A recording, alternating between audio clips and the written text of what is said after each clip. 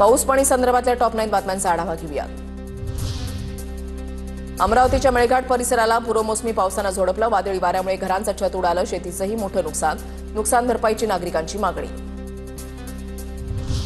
परभणीमध्ये पूर्वमोसमी पावसामुळे शेतीपाठोपाठ वीट भट्ट्यांचं मोठं नुकसान। वीट भट्टी मालक नुकसानीमुळे हवालदिल। वीट भट्टी मालकांची सरकारकडे नुकसान भरपाईची मागणी।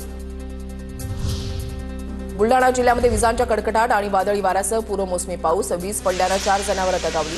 नांदुरा, मेहकर, सिंदखेड राजासह अनेक ठिकाणी पाऊस। धाराशिवमध्ये पूर्वमोसमी पावसाचा धुमाकूळ। धाराशिव, लोहारा, उमरगा तालुक्यामध्ये वादळी वाऱ्यासह पाऊस। पावसामुळे प्रचंड नुकसान। वाऱ्यामुळे विजेच्या तारा, झाडं पडली। कोल्हापुरात जोरदार पावसाची हजेरी। निपाणीजवळच्या तवंदी घाटात ढगफुटी सदृश्य पाऊस। परभणीमध्ये जोरदार पाऊस। पुढील 3 दिवस पाऊस राहण्याचा हवामान खात्याचा अंदाज। अनेक ठिकाणी पाणी साचलं। नाशिकच्या गंगापूर धरणामध्ये 5 दिवसांमध्ये वाढलं 2% पाणी। पूर्वमोसमी पावसामुळे धरणाच्या पाणी पातळीमध्ये वाढ। गंगापूर धरणामध्ये सध्या 46% पाणीसाठा शिल्लक।